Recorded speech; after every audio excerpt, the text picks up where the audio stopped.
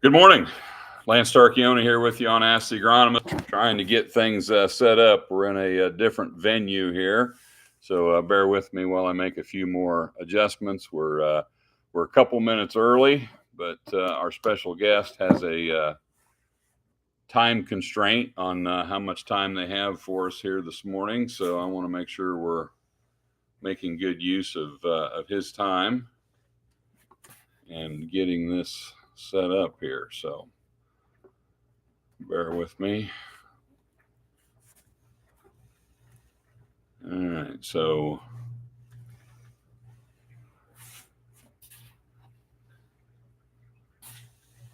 we'll see how that's going to work. All right, so that looks a little off balance, but when I have my guest join me here in a couple moments, maybe we'll be halfway centered, and we'll kind of continue to work with this. So good morning, Lance Starchione here with you on Ask the Agronomist, coming to you from a remote location that I will not disclose, because if I tell you where I'm at, you're going to know who my special guest is. And I've had people, asking me, who is it? And a couple people have kind of figured it out. They've guessed correctly, but I did not confirm their correct guess. So anyway, very, very happy to have a special guest here with me this morning. So Mr. Carlisle, come on in. Hello, everybody. So your old friend Chris. I have to sit tall. Our box we're using for our prop is a little too tall, I'm realizing now, but we'll try to not look like two heads talking to you here on the. I'm gonna have to sit on a JCPenney catalog or something. They don't have phone books and JCPenney catalogs anymore. So, but anyway, I wanted to have Chris on one more time. So for those of you who don't know, Chris is leaving Bear. I'm going to be real careful here so that you don't have two old men crying on Ask the Agronomist, because that would be really embarrassing for. Yeah, I don't think anybody wants to see that. Yeah, nobody wants to see that, including me. Yeah. So anyway, so if you haven't heard, Chris came to the tough decision a couple weeks ago that he was going to start off on a new venture. So we're very excited for Chris, and sorry to see him go, but I wanted to. I don't know what that looks like for you all, but our screen just got really dark here. So hopefully it's not that dark for you that are watching online. I can barely see the screen, but we're gonna continue on and hope that's okay. So Jennifer, if you happen to be watching, or Adam, if you happen to be watching, and this looks horrible, text one of the two of us, and we'll readjust here. So technical difficulties are seemingly often. There, I just got a text. Is that? Nope. Anyway, something different. So those I have to wait. So anyway, I wanted to talk about some of the work that Chris did last year, and he's having a hard time transitioning, because as soon as I walked in, he was asking me questions about his old job. So this is a difficult decision that he has made, and we're certainly going to miss him. But he's not going anywhere. He's going to stay here in Central Illinois, and you'll still probably run into him from time to time in his new role. And I'll let Chris tell you what it is he's going to be doing. Yeah. Yep. Yeah. So happy to be here and get to do this again. Lance move the timing around a little bit and location just to make today work for me, because I'm in between some conference calls for my new job. And so he'd blow conference calls off all the time on his old job, but the new one, they're important. Well, I'm still trying to make an impression. I gotta make an impression of the new folks. That's why I'm not changing. I don't want to work that hard. I'm going to stay where people are under the mistaken impression I have value. So yes. This is the part I'm going to miss, because Chris and I, we talk multiple times a day, and it's always a lot of laughing. So So what am I doing? So I went to work for Advanced Agrolytics. So I took a job with Advanced Agrolytics to be what is referred to as the regional agronomy lead. So actually, ironically, we've had roles within Bayer, Monsanto, that those roles were called regional agronomy lead roles, and so the bosses that Lance and I and others would have had for several years. So it's actually probably, I would say, a very similar job in that respect. So I'm going to have the opportunity to manage a team of today about 12 folks.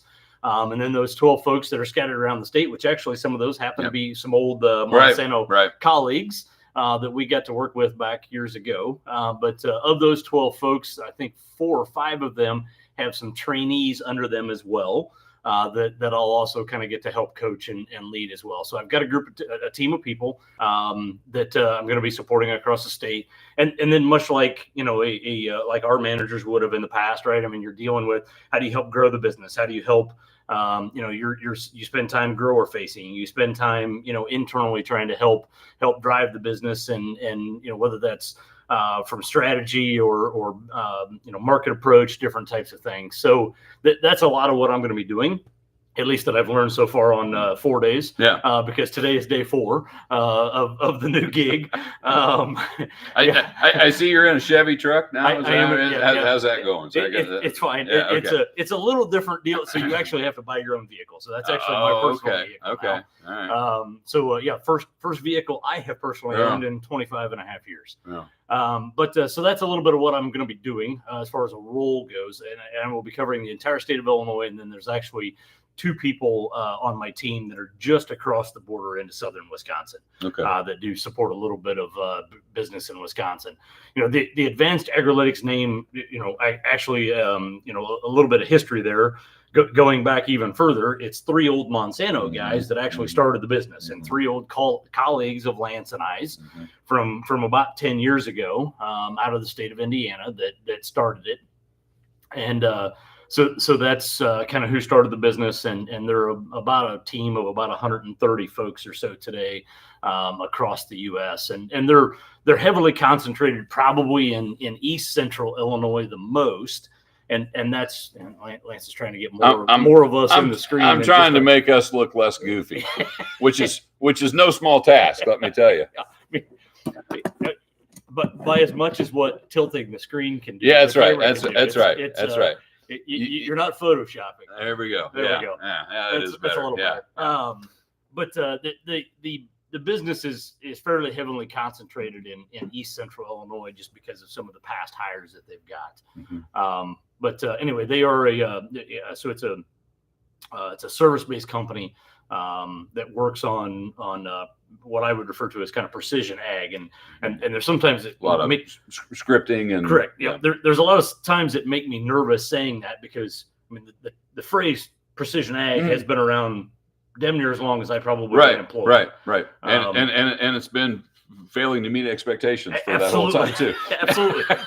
Which is exactly why I'm a little bit nervous to use that phrase. That's all right. To talk about what they do. We fail to meet expectations here too, Chris. So it really doesn't change anything. So what differs, I would say, is that they focus on the environment and where you're at in the field, and most everything they do has to do with water.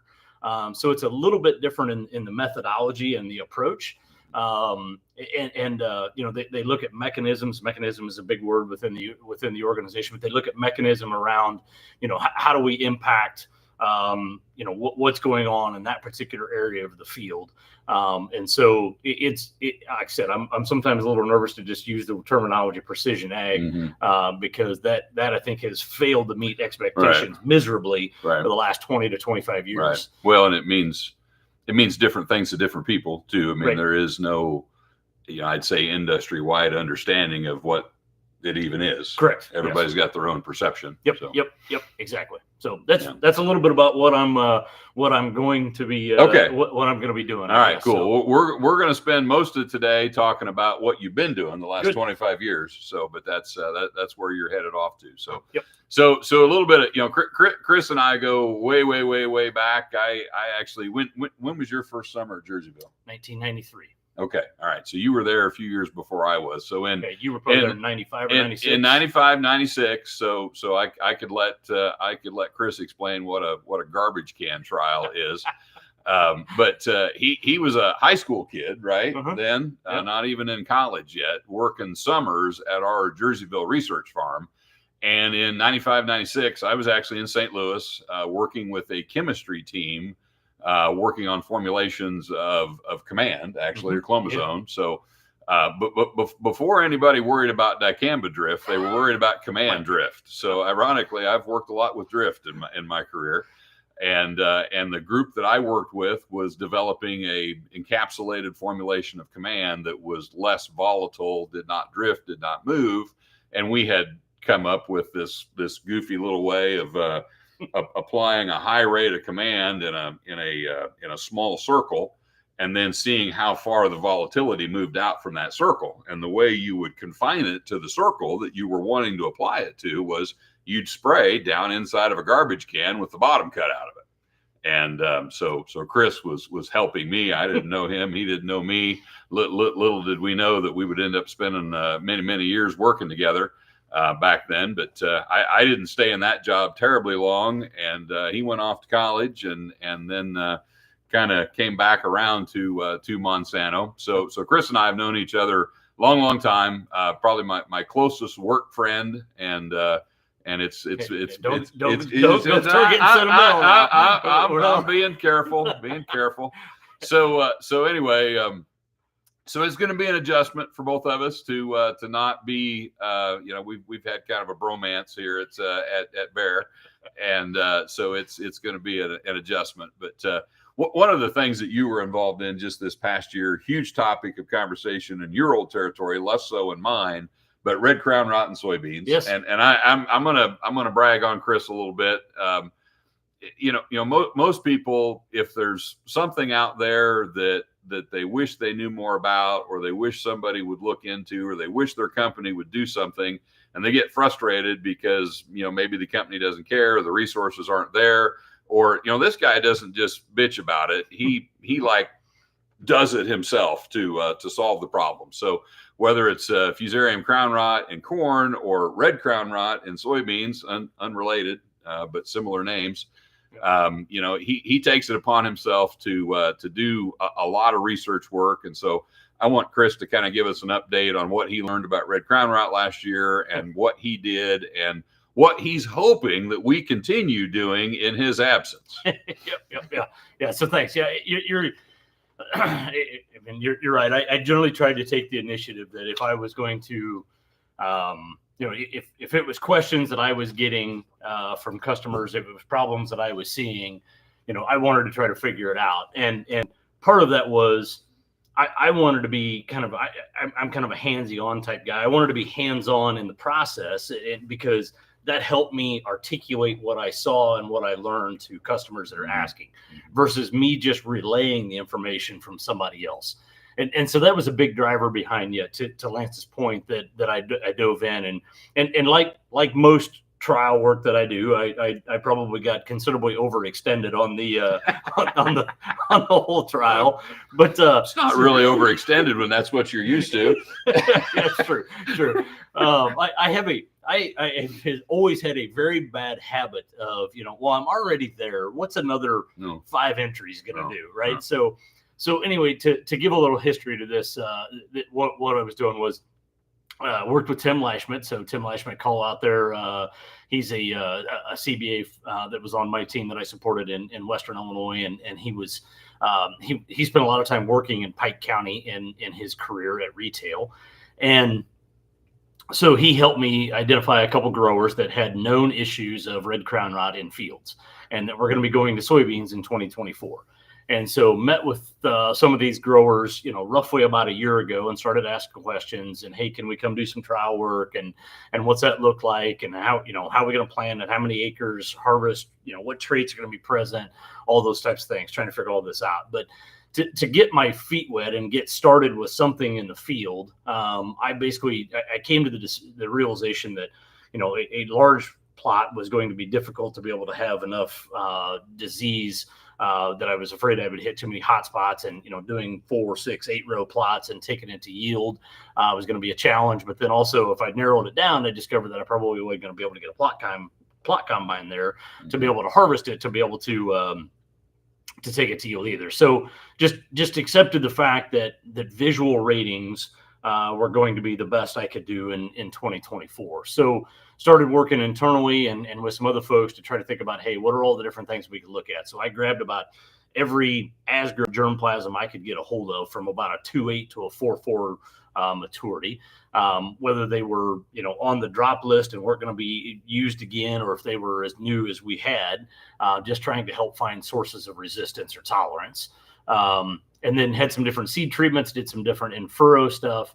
But I ended up with 2 locations of 54 entries at each location with 2 replications per location. So, again, that's where I kind of got overextended a little bit with the 54 entries per. I'll help you with the math there. That would be a plot with 108 plots in it. Is yeah. what he's 108 entries total. What he's managing. Yep. So the other thing that was imperative for me was in the process was to not know what I was looking at when I was going to take visual ratings. So I coded everything as like entry 1A, 1B, 1C. And so forth. That way, whenever I was standing in front of the variety or the seed treatment or the in-furrow product, whatever it was, or if I had somebody else there helping me take ratings, that there was absolutely no bias put into the ratings. And so just did visual ratings only. Was there 4 different times from about middle of August to middle of September taking visual ratings. And looking at and pulling plants to try to identify for sure whether it was red crown rot or not in a lot of it, but what discovered that essentially I'll skip to kind of the learnings aspect of it. For the most part, seed treatments did what they are designed to do, and that they delayed the onset of the disease. So I think that's a huge misconception that a lot of people have, and the same could be said for SDS and soybeans as well, right? I mean, I treated them with Saltero, I treated them with Olivo. Right. Why do I still have SDS? Yep. And seed treatments are not an eradicant. That they are they're there to help suppress and try to help let the plant live longer, but they are not an eradicant. And so in regards to red crown rot, that saw the very same thing, right? I mean, they helped delay the onset of the disease, but the disease was still present. Right. The in-furrow stuff I did, so I did some stuff with 28% because there was some work that had been done in peanuts, because actually the same pathogen impacts peanuts. But our dear friend Rachel Willis, that is a pathology lover, she had read some articles that there had been some work done in peanuts that maybe nitrogen applications helped. And so I ran some 28% in furrow, and then ran some fungicides in furrow as well. And I really didn't see visually much out of those. From a germplasm perspective, I did see some vast differences in some of the germplasm. So some, very susceptible. Generally speaking, the fuller season beans took longer to show symptomology, which is true of most diseases like SDS as well, because it's typically during the grain fill period, if you will, where a lot of diseases sometimes have a tendency to show up. So late group 3s into the group 4s, they took some of those took well into September to actually have any visual symptomology, where the 2/8 were already completely dead by that time from disease. Did you have and I know it didn't go to yield, so you don't know this for a fact, but I would think in the case of, SDS works this way. If a 2/8 has disease that shows up in early August at the R5 stage, and a 3/8 has disease that shows up in late August at the R5 stage, even though it might be 2 or 3 weeks later to show up, if it's at the same stage of growth, it's going to have a similar impact on the yield. Right. Yep. Do you have any feelings on that? I don't. I think that would stand to reason. No. Yes. But I don't have any. I don't have any. Yeah. Data, anecdotal or not to really help support that. But I think it stands to reason. And the nature of a lot of diseases, and especially this one and SDS to a certain extent, these soil diseases tend to be kind of patchy in the field, and you can end up in a hot spot where you just get decimated. And then 20 feet over there might be little or no disease pressure. Right. And so trying to get good uniform infection, he made what I think was the right call to keep the plot small, and then you get good uniform infection, but it also makes the plot too small to go to yield. Right. And so, maybe as the disease gets more severe in a field, if we ever find a field that's, 20 acres uniformly infected, well, then you could do, yield as Right. well. Yep. So, yeah, I mean, and again, throughout the spectrum of variety relative maturities, I mean, there were some varieties that again showed more tolerance to it visually than others. The question that I would have, and where I'm, where I spend a lot of time trying to push people, and what I would still encourage those that are left there to try to do the work is, I think it makes sense to try to do what you can to take it to yield. You may look back at the data after the fact and may say, well, I'm not sure what we learned, because it is sometimes a patchy disease.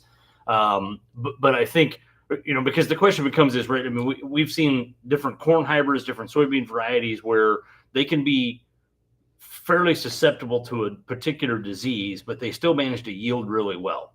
And that's one of the questions I guess I would have is that because there's been growers that I talk to that say, well, this variety just looked awful because of red crown rot, but it still out yielded other varieties I had that weren't. Is that the soil type? Is that the planting data? Is that the fertility level? There's a lot of other things at play there. But I have encouraged and challenged the folks that I think it's best if they can strive for yield data. I think that's important. If there's certain things that could be left done in just visual ratings only, I think that's fine as well. But I think the ultimate goal would try to be to get to a spot where we could take some yield data on it and truly help quantify some of those, especially as you start looking at seed treatments and those different type, different treatments that you could do to help think through return on investment. Well, and I know some of the university work that's been done on SDS, and totally different pathogen, but they do have some things in common. It's gone both ways. There's been varieties that have shown relatively little leaf symptom, but still had a lot of root infection and still yielded awful because of the disease, even when they didn't look that bad visually. And then you can have the flip side too, where something that has quite a bit of visual symptomology, but maybe somehow it's still yielding through that. I'm guessing, we've seen this with crown rot, we've seen this with SDS, we've seen this with a lot of diseases, tar spot. Would you say there's more of a genetic difference than there is a treatment difference based on what you've done so far? What little, I mean, again, it's 1 year, two locations, right? I mean, which is more than virtually anybody else has done. So yeah, I mean, it's a very new thing. That's what I keep trying to tell everybody is that, I don't know that what I saw this year is exactly repeatable, but I would say, to your notion, I mean, there was enough differences there was more differences in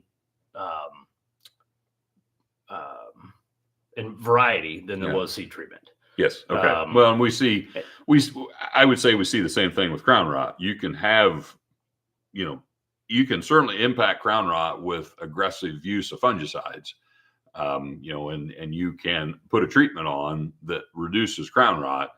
But if you've got a hybrid that is just genetically more resistant to the pathogen, that's a bigger difference than the treatment difference is on a susceptible hybrid. Yep. And there's a lot of diseases that work that way, and I think red crown rot probably will too. And one of the things that I guess I also like to try to bring up in some of these conversations that I've had. So I'll back up and say that it is a disease that the conversation is far more prevalent across the geography that I did cover for Asgrow DeKalb. So the disease originated in Pike County. I think that was the first county that it was discovered in the state of Illinois. But essentially, almost every county that I covered across kind of that I-72 corridor, if you will, from Springfield, Decatur area west, and then south of there has been positively ID'd. Yeah. And then it kind of tails up into like McLean County and whatnot as well. But a lot of questions across the geography that I covered. I forgot what the heck I was going to say, where I was going to go with this, but because as I started talking about that piece of that, now I know what I was going to say. What I try to see, that's the difference. He's younger than me. He just remembered what he was going to say. It's a couple hours later before I don't remember what I was going to say. The other piece, I guess, I try to coach folks on is that, based on what I saw and just conversations I've had with others that have tested things. Seed treatment can certainly help, but they are by no means a cure. Yeah. And they're not, I use an example. So another guy that I work with, Brad White, shared this information with me. So thanks to Brad for having these conversations with a good customer that he works with. And I'm not going to get these numbers exactly right, but just kind of go with me here for example's sake. This guy was looking at, non-treated beans versus like 1x rates versus like 2x rates. And the difference was literally like 30 bushel beans with no treatment and maybe like 34 bushel beans with treatment. Right. So did it help? Absolutely. Yeah. But I still argue with people, or like to point out with people, both of those numbers are still unacceptable. Yeah. And they still really, really hurt. Right. Because they're not great. But that's the type of severity the disease can have on yield.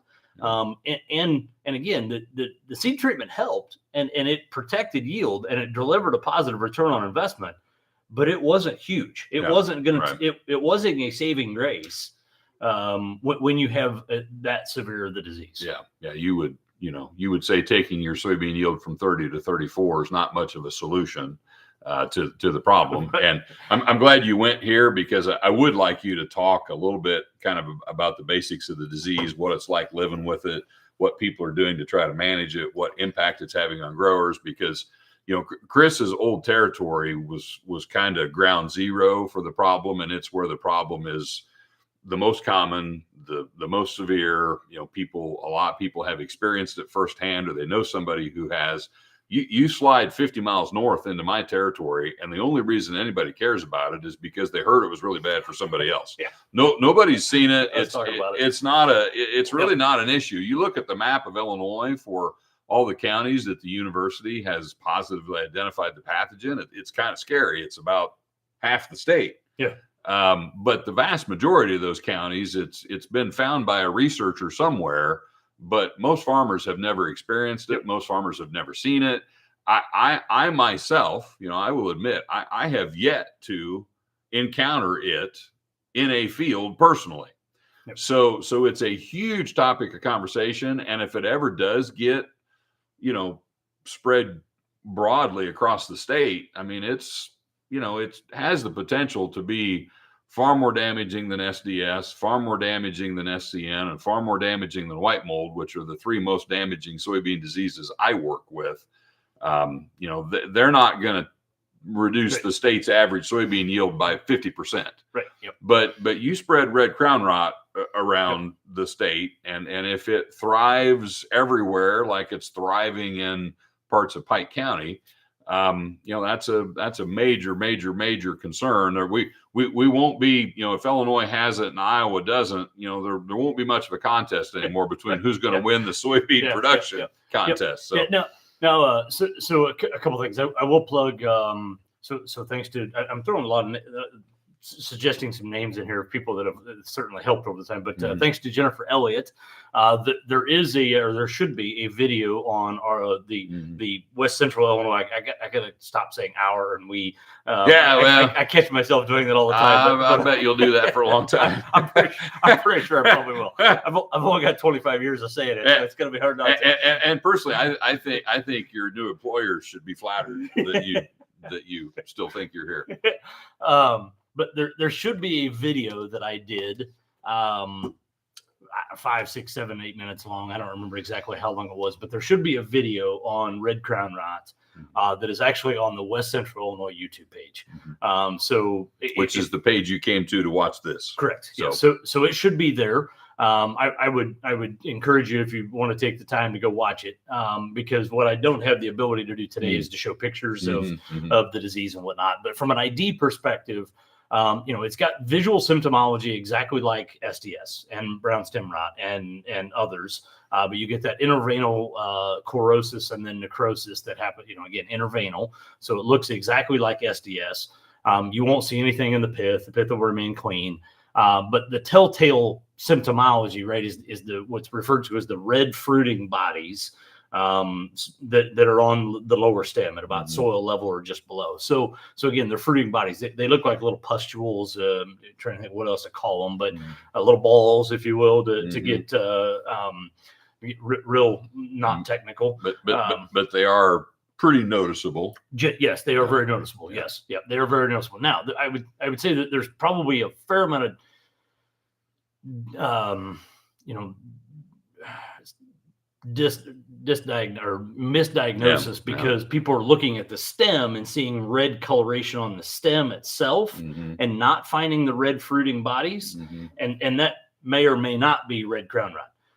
And so there likely is some, that could be other diseases that might be in play. There might be something else going on there, but the telltale symptomology that is typically a true ringer is those red fruiting bodies, or little balls, if you will, that are on the lower stem.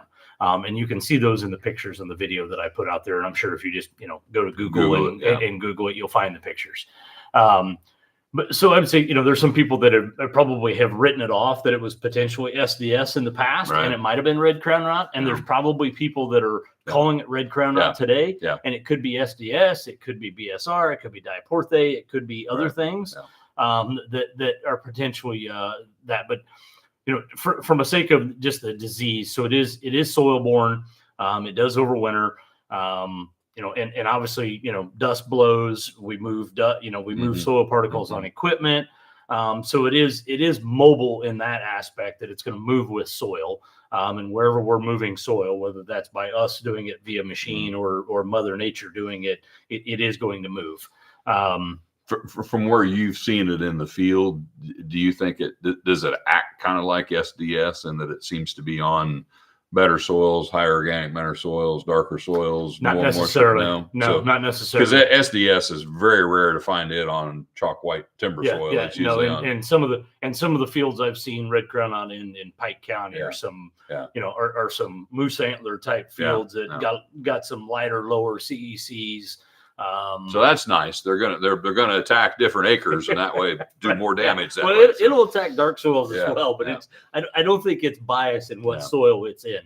From a management perspective, guys are thinking about, what it's like most diseases, right? I mean, so the drier and the warmer the soil is, the better off you are, the less residue you've got to help dry it out and warm it up and those types of things, right? But I mean, that's typical for most and later planting. Later planting would ideally help. Try to manage.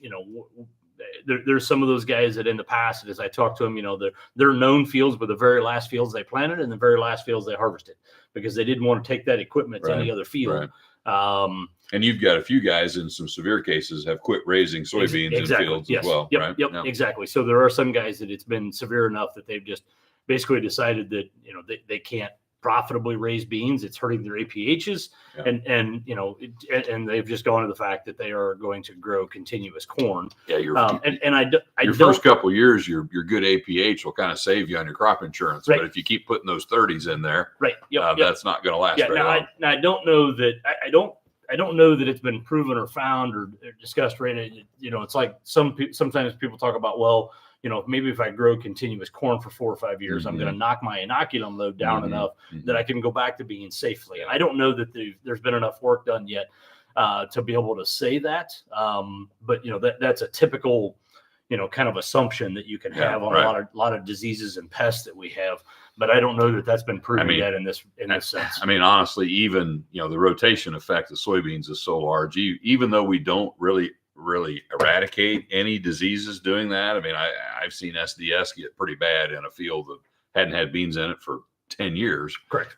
But the beans are still always better, because of all the other benefits of lengthening out that rotation. So even if a 3 or 4 or 5 year rotation doesn't eliminate red crown rot, my guess is it'll make your beans better, and it reduces your exposure. I mean, we used to have a trend in central Illinois where people would take farms that they considered to be bad bean farms and they just make them a corn farm.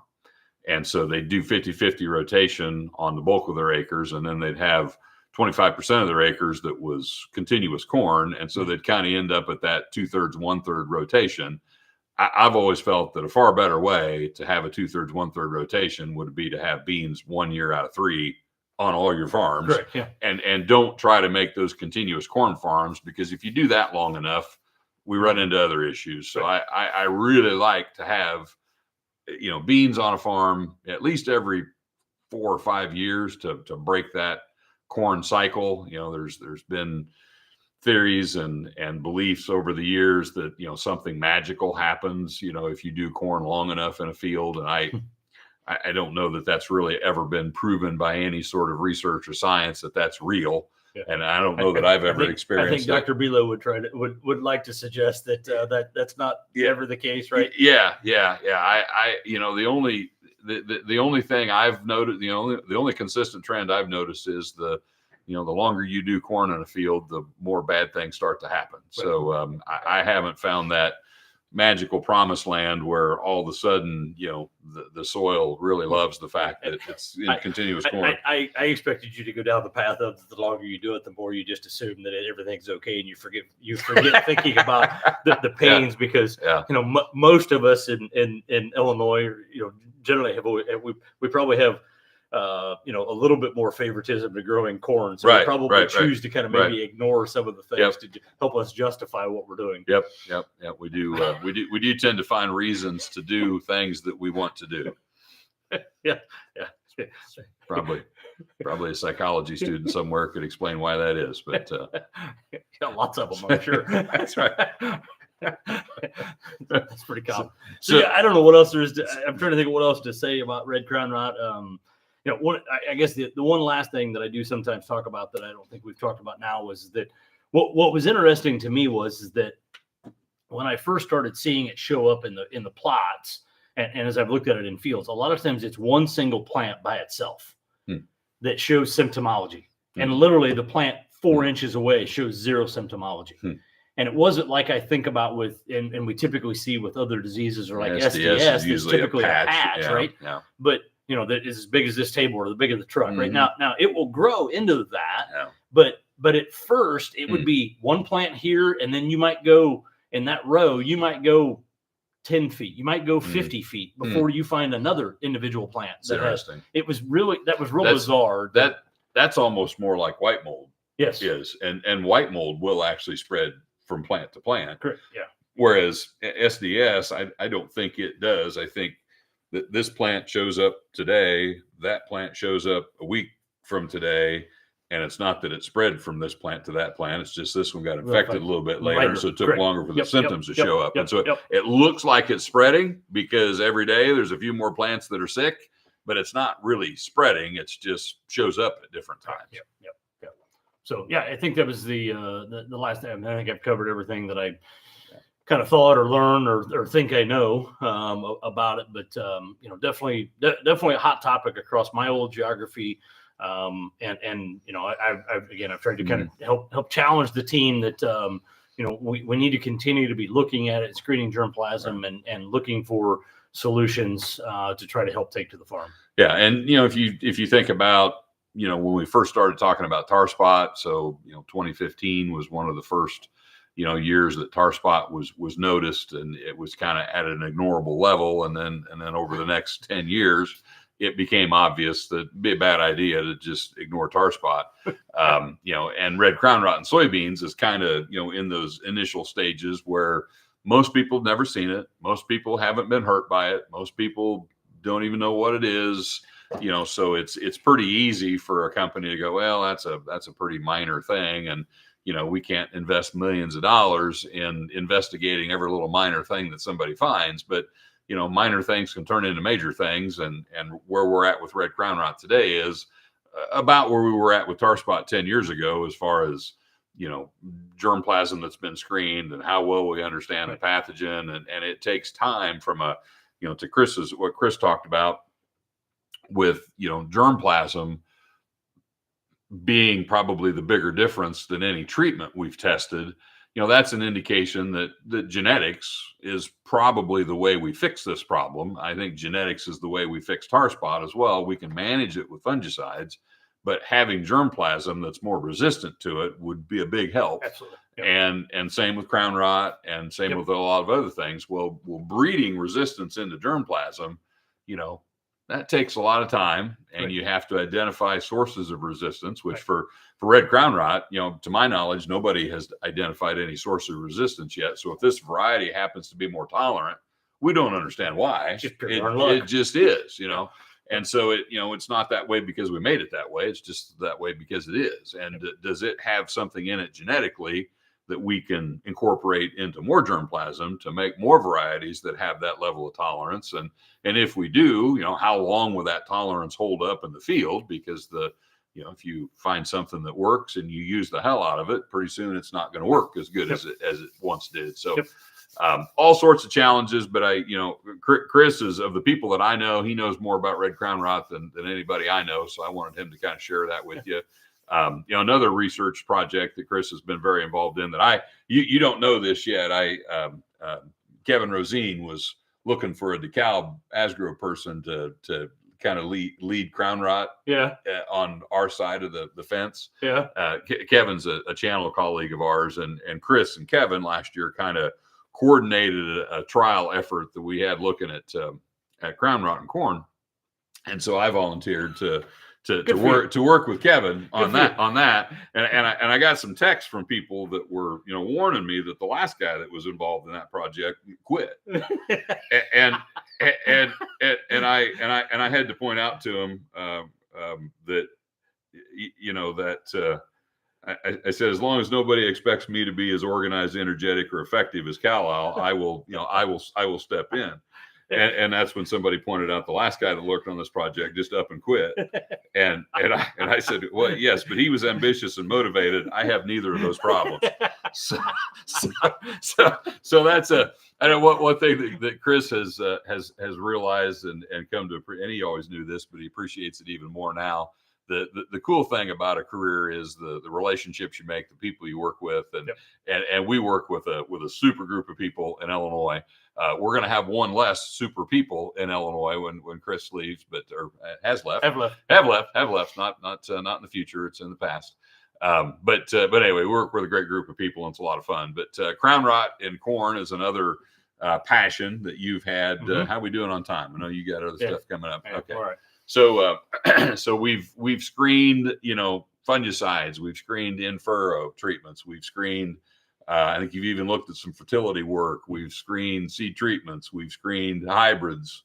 Last year's effort was really focused on hybrids, and some of those differences are striking. I mean, it's when you plant a single row of 48 different hybrids in an area that you hope gets hammered with crown rot, and I'm proud to say that I had some plots that got hammered by crown rot, and so it made those evaluations really good. It's not all that special to brag about. It's not that hard to do. But when you're looking at hybrid A, that 90% of the plants die prematurely, and hybrid B, 6% of the plants die prematurely. I mean, that is, and that's got nothing to do with anything we sprayed on that plant. That's just the genetics of the plant keeping that pathogen from killing the roots. And that's some of the observations that we're making, and the level of magnitude that we can see differences between hybrids. And you've all customers, farmers that are raising corn, you've seen that on your farm. I mean, side by side split planter, you got this side of the planter was dead, this side of the planter's not dead. And if you die a day early, that's when it looks like that hybrid yielded through the disease. Right. When you die a month early, there ain't no yielding through the disease. And so it depends on, how severe and how fast does it take that plant out. And that's really how most of these pathogens work. If you can have a plant that's loaded with the pathogen that dies because of the pathogen, but does it die a day early, a week early, 2 weeks early, a month early? How far away from physiological maturity was it when the pathogen took it out? Right. And how many other pathogens are dogpiling in there on top of it, working with the, and then it kind of becomes a chicken and egg thing. All we can tell you is, this thing's it died with 6 different problems, and we don't even necessarily know which was the primary problem, which was the first problem, and which were just guilty by association and not even really part of the problem. Yeah, exactly. This is another, I put together a presentation about a month ago for a meeting that I was going to do. And I went back and I looked and I listed out all the different things that I've looked at over crown rot since I started doing crown rot trials in corn in 2019. So I did them in 19, 20, 21. And then I think I took 22 off, if I remember right now. I got to remember how to do. No, I did them Nah, in 22. 22 is the year there was no crown Yeah, rot. So I did I'm them sure in we did a lot of 22. research that I year. did them in 22, and there was no disease. And so I thought, you know what? I'm like, I've done this 4 years. I'm going to give it up, and I'm not going to do it again. So I did none in 23. Well, 23 was the worst year of crown rot across my entire geography that I've ever seen in my life. And I'm like, well, that's how Lance and I are lovers of irony. Murphy's Law is strong. Murphy's Law. The year I don't do any trial work, it's the worst there is. So I decided, you know what? I'm going to do it again in 24. Just if anything, to help keep the damn disease at bay, because hopefully by doing some work, it won't be as bad. You've probably never heard. My dad told me one time. He said, "Well, there's a Tarchione's law." I said, "What's that?" And he said, "Well, the Tarchione's law states that Murphy was an optimist." It's funny. I've looked at all kinds of things. Info, additional seed treatments, V5 fungicides, different rates of V5 fungicide, different products at V5. I've looked at VT fungicides. I've looked at seed treatments. I talked about that. VT fungicides. I've looked at, about anything somebody would suggest, whether it was peers of mine in Iowa or other growers or other companies. Looked at about anything that we possibly can. This year I looked at some population stuff. So I did 32,000, 36,000, and 40,000. I got asked to basically kind of not come back to some farms I was doing this work on, because part of trying to do work on crown rot is I was using susceptible hybrids to try to help find solutions. Right. Well, when you put extremely susceptible hybrids in high risk geographies and fields, your plots don't always yield all that well. Research is expensive. So I had a few people that I think I wore out my welcome with over time, that they were tired of my 20 to 25 acre plot in the middle of their field bringing their average yield down on that farm. And that's part of that's part of the process of trying to figure it out. If you go out there and use the best hybrid we've got, you may not learn anything. I was trying to use susceptible hybrids, but it's been a lot of fun. It's a challenging disease. Generally speaking, there's kind of like what we were talking about a while ago. Delaying planning can help. Being in more highly, well-drained soils, all those types of things, right? Because it's not what that stems from is earlier planning. You have a tendency or a higher probability that you're going to have a cool wet period after planting when the plant is small. Now there's some people that argue that the infection probably isn't happening then. So there's some people that would challenge everybody that, there's enough seed treatment on seed today that there's no way the disease could be infecting the plant when that corn plant's V2, because there's such a high load seed treatment then that it's got to be further into the plant's life cycle that when that seed treatment is gone. That assumes that the chemistry that's on the seed has efficacy against the right pathogens. Correct. Yes.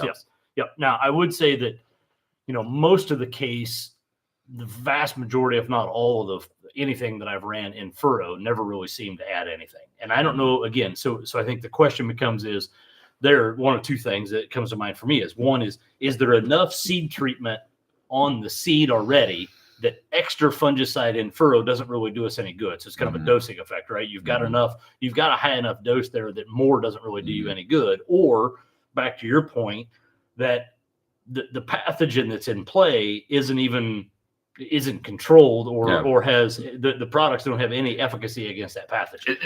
That's a huge question. It's no different than a herbicide. You think of a herbicide that is ineffective on a particular weed.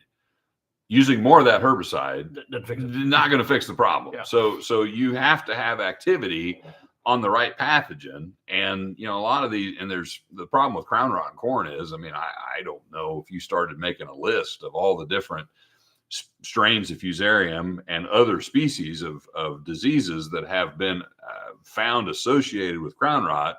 You could fill up a sheet of paper, and to find hard chemistry that has efficacy against all those different species is probably impossible. Yep. And it's give the organization some credit. Bayer has for the last several years has worked with Nebraska and Iowa State and plant samples have been submitted there, and they've been trying to isolate pathogens and seeing what's there. And Iowa State actually discovered a different pathogen. Yeah, PAM. I kind of tease them about that because I'm like, we got 30 or 40 that we know about that we can't control. We don't need to look for more. yeah. But PAM was the acronym for it, and I won't even begin to try to say what the heck it stands for.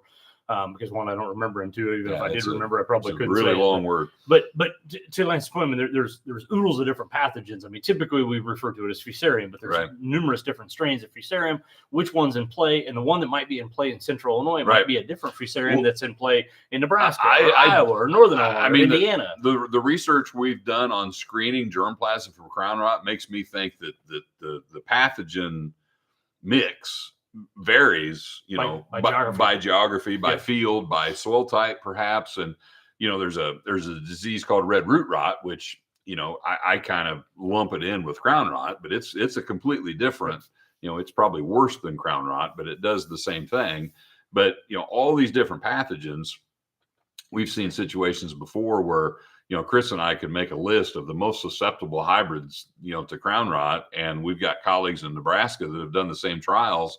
And those are the ones they're recommending in heavy crown rot pressure fields, because with the environment they're in, they're fine. You bring them to Illinois and they're toast. Right. And that's got to be a difference in pathogens.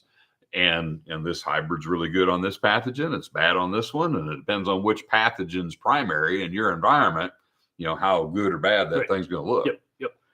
But generally speaking, to try to help summarize on a big picture of all the years of work and everything that I learned there, the least amount of stress that plant endures during grain fill is essentially the best way to try to help keep the disease at bay.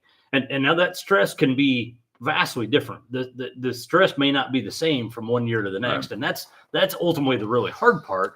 Because it's just the stress could be gray leaf spot one year, and the next year it could be southern rust. The next year it could be tar spot. The next year, I've challenged some people on this one this year, and they look at me like I'm crazy. But 300 bushel corn is a stress. It's generally heat and drought too, in my opinion. Absolutely. Hot nights. So what? I mean, I think what kept a lot of people thought 24 was going to be an awful crown rot year because we planted early. It was cold. We had pretty good moisture early. I mean, if early planting makes it worse, which I'm certainly of the opinion it does, 24 for some people should have been awful. But we had, especially on that early planted corn, almost no stress during grain fill. Yeah. And that, I mean, to me, that is the trigger. If you don't have stress during grain fill, now to Chris's point, the stress might be because tar spot has killed 50% of your leaf area, or southern rust has killed 50% of your leaf area, or your corn's working its ass off because it's trying to yield 300 bushel, and that yield level induces stress. Correct.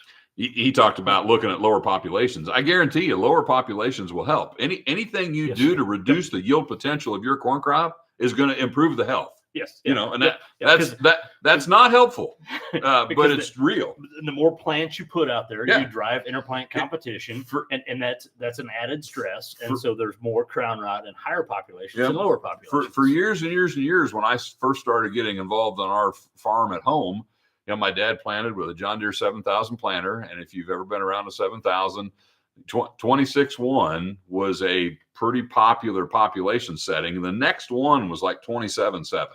It was a huge jump. I mean, 1,600 seeds when you're planting 26.1. I mean, he planted 26.1 for, I don't know, 15 years maybe, because 27.7 seemed too high. And then it's always crazy to me, after that, there's like 4 settings that are only like 200 kernels apart. That was not helpful to anyone. So just the way the sprocket combinations worked. And, if you wanted to go back to planting your corn at 26.1, crown rot would virtually disappear. Right. Because you would lower the stress during grain fill to a point where, even if your root system is horribly infected, you're not going to have enough stress to, for the disease to be a big problem. Yep. And the point I was trying to make, VT-R1 fungicide was always one of the most effective things that I saw. Right. And it has nothing to do with the fact that fungicide is controlling the disease. No. That fungicide is doing what we're just talking about right here. It's helping trying to keep the stress that the plant has at bay, or minimize that stress during grain fill. Yeah. And that is why fungicide applications at tassel time have an impact in reducing crown rot, is because they're alleviating stress. And that, again, that stress might be environmental stress, it might be disease stress. It can vary, but that's what the fungicides are doing, is they're alleviating that stress on the plant. Right. And, V5 fungicides, which have become popular with some as a means to help on crown rot. And I promote them. I think it's worth doing. I think it's a good practice. I do think it does help, but it's not the dramatic benefit that you might expect, because, even if that's the stage of growth at which the infection is occurring. So let's say the people that believe that, well, it's not happening V2, V3 because the seed treatment's still working. Well, by V5, V6, V7, your seed treatment's pretty well petered out. So that might be the right time to protect the plant from crown rot. But even if the timing's right, even if you're using the right product, that fungicide you put on the leaf doesn't travel to the root. So it's never going to be in the presence of the pathogen that's causing the problem. The only way it might help is it just fortifies that plant, lowers the stress on that plant, makes that plant more likely to not get infected. Yep.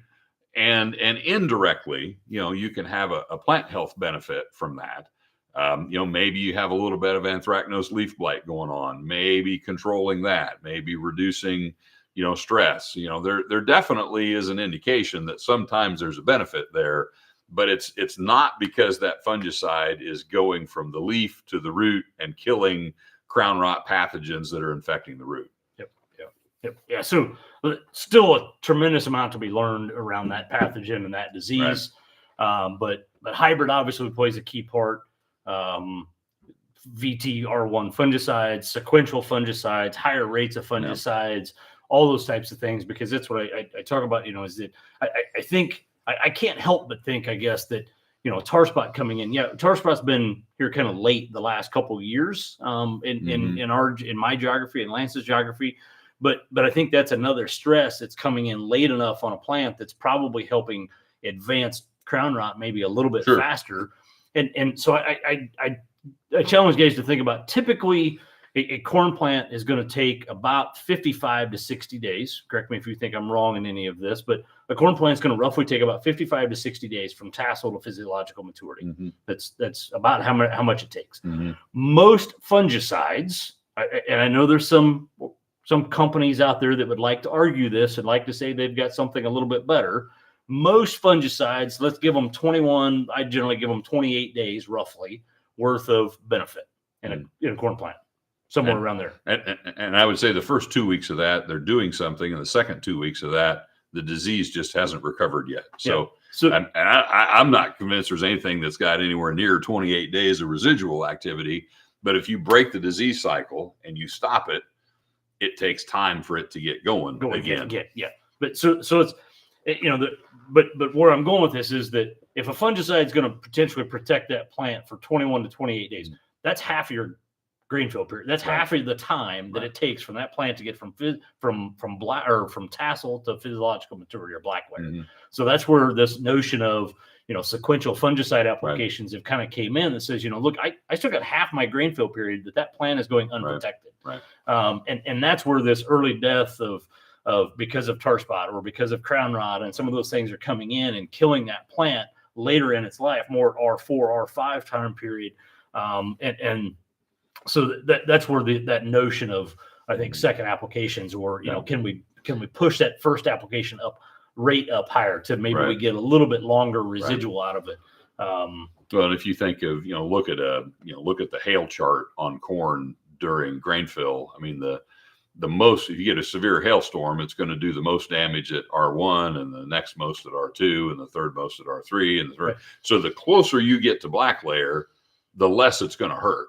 But that doesn't mean it doesn't still hurt. Correct. And so keeping that plant healthy, all the way to black layer, is what's going to maximize yield. And the challenge is, we don't have a great way of knowing, ahead of time, how severe is it going to be this year? How aggressive should I be? So you just got to kind of make your own peace with, how aggressive are you going to be? Yeah. And, there's years where like 21, you mentioned 21, 23 in your geography. Yep. 21 was my bad year. I mean, in 2021, if you would have put a V5 on a VT at a full rate and then another shot at R3, that would have been the best, highest ROI fungicide program. It would have cost $100. I mean, it would be a lot, but the yield probably more than doubled your money. The yield difference between doing that and doing nothing was on some hybrids 100 bushel. Yeah. So if we had a way to predict how bad it's going to be, and I think we have learned with tar spot, June weather will get you a long way towards predicting how bad tar spot's going to be, because the reason Chris had more tar spot than I did was because he had more rain in June than I did. Yep. And Southern Illinois had more tar spot. Chris isn't Southern Illinois, but the worst tar spot was probably even south of you in some cases. So some people experienced tar spot for the first time in 2024, right. And it was certainly the worst it's ever been in Southern Illinois in 2024, and that's because they had the best weather for the pathogen. Yep, exactly. Yep. These dry Junes that we've been going through in Central Illinois, that's pretty good cultural control of tar spot. If it's abnormally dry in June, it's never really been that harmful to corn to be dry in June. July is what makes your corn crop, not June. So a June drought followed by a lot of moisture in July, not really bad for yield, and it's really good for reducing your tar spot pressure. Yeah, exactly. So Yep. if you can script your weather, that wouldn't be bad. So, well, we're coming up on time here. Chris has got another conference call to go, and I certainly want to thank him for. I brought him a little something. Oh boy. And Chris and I, if you. I've been getting a lot of these lately. Yeah, well, that's right. You're probably pretty well stocked. So this particular brand I ran across a few years ago, and I got it for him because I just thought it was funny. Another thing Chris and I have in common is a junior high boy level of humor sometimes. And so products with funny names. So if you're not familiar with this brand, this is the famous chicken cock brand of bourbon that actually he discovered. Not only does it have a humorous name, it's pretty good stuff too. It's actually quite tasty. Yeah. So you can have obviously a lot of fun with the name. I've shared this the previous bottle with some of my with some other bourbon lovers, and they actually have grown quite accustomed to it, and I've helped kind of spread the word of it. So thank you for that. Well, Ashley might be disappointed I got you another bottle of it, because when you offer your guests some chicken cock, she probably gets tired of that. Yeah. That would be Chris's wife, by the way, for those who don't know Ashley. So anyway, thank you, my friend. Thank you. It's been awesome. Appreciate you joining here on Ask the Agronomist. I hope sometimes when I have these episodes that are more reminiscing, storytelling, having fun, people are like, people used to get mad at Rush Limbaugh too when he would talk about golf and football, and like, stick to politics. And I get feedback occasionally. Are you ever going to talk about any agronomy on these things, because you're just telling stories and having fun? Yeah. But I like the storytelling and having fun, and I'm going to miss that. So anyway, thanks again for your time. Thanks for joining us, and we'll see you all here in a couple weeks. Thank you. Good deal. I hope that wasn't as dark to watch as it is. I don't know what.